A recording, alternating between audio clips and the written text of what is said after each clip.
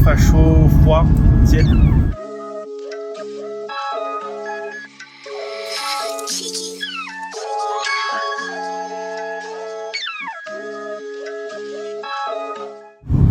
Bon, c'était la course la plus dure de très très très loin. J'espère que je vais pouvoir récupérer les images du live parce que à la fin je pleurais de douleur, de crampes. Et il y a un mec qui me filmait devant ma tête, non c'est ça? Devant moi, j'ai même pas vu. La première partie ça a été, niveau cardio et temps, j'étais dans mes temps à 1 minute près. Mais c'était surtout lié au départ où il y avait beaucoup de monde, mais sinon franchement ça allait. La deuxième partie c'était vraiment un mur en fait, c'était vraiment... en fait je sais pas, j'avais le cardio mais j'avais pas... j'avais beau renforcer mes jambes mais c'était pas assez fort. Ou alors j'étais trop lourd peut-être, ou un peu des deux je pense. Et du coup j'ai pas pu tenir sur le long terme, donc ce que je faisais, ce que j'ai expliqué, je faisais 400 mètres en courant, 100 mètres en marchant, pour vraiment essayer de gérer mes jambes et mes muscles. Donc j'ai fait ça tout le long. J'ai un tout petit peu relancé à partir du chalet au 15e kilomètre. Mais après j'ai vite repris cette stratégie, mais je courais un peu plus vite. Et à la fin, vraiment, c'est la première fois que j'ai cette sensation d'avoir plus de jus du tout. C'était même pas comme le mur du marathon, c'était vraiment encore différent. Mais du coup c'était la première fois aussi que je crampais. J'ai crampé à la toute fin. Donc je me rassure en me disant que j'ai vraiment essayé de tout donner et que j'ai fait de mon mieux tout simplement. Et ce qui est hyper bizarre, c'est que j'ai crampé au vaste interne sur le quadriceps. Donc trop bizarre parce que c'était vraiment les muscles de la chaîne postérieure, donc les mollets, les ischios et les fessiers qui prenaient absolument tout en montée. Donc j'ai trouvé ça curieux de cramper à ce niveau-là. Mais du coup en y réfléchissant, c'est des muscles que j'ai un tout petit peu moins travaillé en renfort pendant la prépa.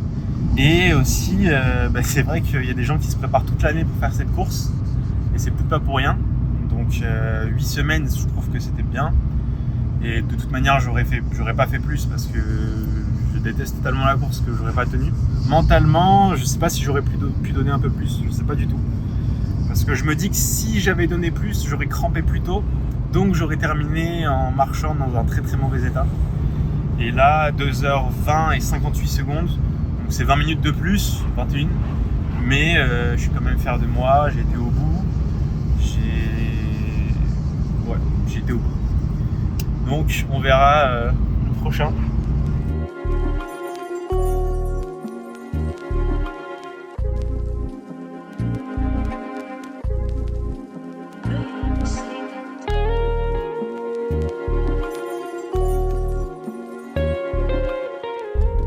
Jeudi, puis 4 jours après le Mont Ventoux, j'ai plutôt très bien récupéré et je pense même que je vais recommencer à courir dès demain, donc vendredi.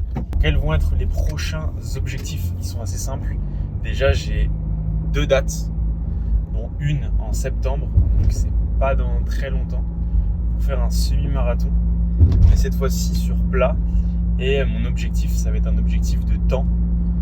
Et je vous en parlerai un peu plus tard dès que je commencerai la prépa. Je compte faire 2 mois de prépa. Et avant, en fait, j'ai envie de tester mon niveau. Donc aujourd'hui, où j'en suis au street workout. À quel point j'ai perdu en termes de figure, en termes de répétition, etc. Donc que ce soit sur le handstand, le drapeau, le front lever, le muscle up, les dips, les tractions. Donc je vais tester tout ça aujourd'hui.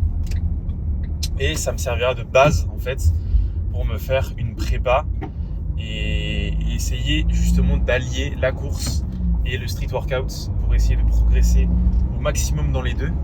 Et je sais pas encore si je vais me faire 3 séances par semaine ou 4 pour vraiment maximiser la progression sans pour autant me fatiguer pour la course à pied parce que j'ai envie de progresser aussi. Donc je sais qu'à tout vouloir, souvent on n'a rien, mais je connais suffisamment mon corps, je pense, au fil des années, pour savoir si c'est trop. Et si en faisant la prépa, je remarque que c'est vraiment beaucoup trop, je pense que je serai assez mature pour me dire ok, je vais lever le pied sur tel ou tel sport.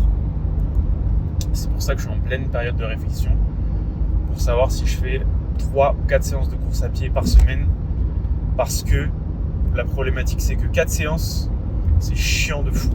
Déjà que j'aime pas ça, je fais les séances, je respecte le plan, mais je me donne pas forcément à 100%, alors que si j'ai 3 séances, je sais que 3 séances ça me coûte pas forcément énormément d'énergie mentale et que c'est pas non plus très long, donc je me donne peut-être plus à 100%, donc je progresse peut-être plus. Mais en course à pied, ce qui est le plus important, c'est le volume d'entraînement. Donc forcément, si j'ai une séance en moins, je ferai moins de kilomètres par semaine. Donc c'est vraiment une réflexion que j'ai en ce moment. Et je vais voir un peu comment ça va se faire, comment ça va se dérouler. En tout cas, là, j'arrive bientôt au parc de Street. Malheureusement, je ne peux pas y aller à pied. Ça me prend trop de temps. Aller-retour, ça me prend 1h30. J'ai pas de vélo. Je vais m'échauffer. Et après, je vais directement aller tester mes max. Je vais vous faire une petite prédiction de ce que je pense pouvoir avoir, mais je sais pas, j'ai peur d'être trop ambitieux ou pas assez ambitieux.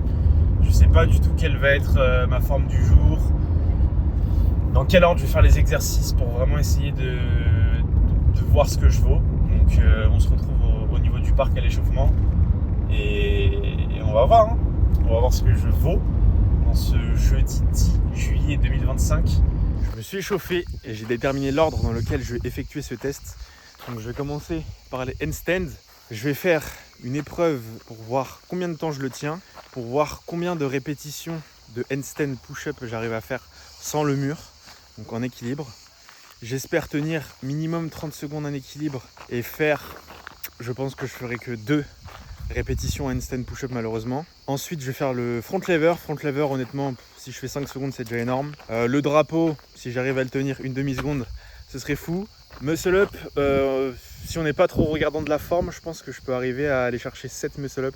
Après on passera aux 7 reps. Donc c'est-à-dire que je commencerai par les dips, je pense. J'espère faire au moins 50 dips. Ensuite les tractions, 30 ce serait pas mal, et les pompes à la fin, je sais pas à quel point je serai fatigué, mais allez, au moins 75, ce serait cool. Et voilà, on va faire avec ce qu'on a. Le parc, il est juste ici. Bon, il est ce qu'il est. Là, il manque des barres ici. Les barres de dips, elles roulent un peu. Enfin, sous la main, elles tournent un peu. Donc, bon, on fait avec ce qu'on a. Et de toute manière, c'est dans le nom du sport, street workout. Il y a la rue. Donc, la rue, c'est pas toujours fiable. Mais bon, pas d'excuses. J'aurais bien aimé que la barre de traction soit un peu plus large. Elle est un peu serrée. Mais je vais faire avec et puis on verra.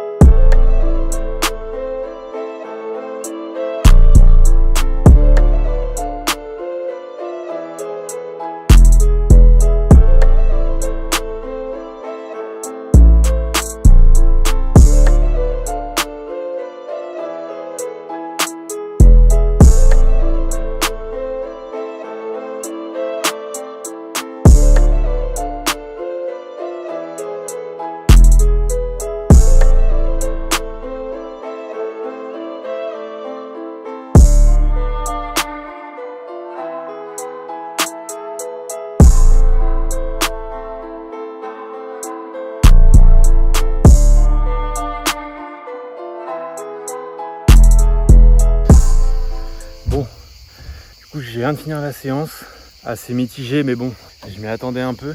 À la fin, j'ai vraiment commencé à fatiguer, c'était compliqué d'enchaîner tout ça en 45 minutes. La conclusion, c'est que bon, j'ai quand même pas mal perdu par rapport à avant, mais ça a contrasté avec le fait que là, ces derniers mois, je me suis pas trop entraîné au niveau haut du corps. Je faisais 1 à 2 séances par semaine, des séances de 30-45 minutes où je faisais un peu ce que j'avais envie. Donc c'est normal, encore une fois, que je n'ai pas progressé, voire que j'ai régressé. J'avais aussi 4 séances de course à pied, donc c'était vraiment pas ma priorité. Et ce que je peux constater, c'est que de base, mon point fort, c'est les mouvements de poussée et mon point faible de tirer. Et là, je trouve que le contraste, il est clair. Là, que ce soit muscle up, traction ou front lever, j'ai été vraiment médiocre. Et les mouvements de poussée, c'est à peu près ce que j'avais prévu en termes de répétition. Donc ça va. J'afficherai à l'écran normalement la conclusion de la séance, donc avec tous mes max. Sachant que voilà, il y a peut-être des séries où j'aurais pu aller chercher plus loin, mais j'avais pas envie non plus que la forme soit trop dégradée. Sachant que il y a déjà des exercices où la forme, je sais qu'elle n'est pas parfaite, mais je m'en fiche. C'était vraiment histoire de voir où j'en suis et d'avoir une base sur laquelle progresser au fur et à mesure des semaines, au fur et à mesure des mois, tout en définissant des objectifs clairs pour vraiment savoir où je vais dans ce sport et arriver à chaque séance et me dire ok, mon but c'est de faire tel exercice, tel exercice, tel exercice, tant de fois avec telle charge, tant de répétitions pour vraiment avoir de quoi mesurer ma progression et retester mes max, pourquoi pas en faisant des espèces de blocs de 5, 6, 7 semaines avec une semaine de deload à chaque fois pour vraiment avoir quelque chose de carré qui puisse me permettre de progresser tout en faisant de la course à pied évidemment. Donc on va voir ce que ça va donner.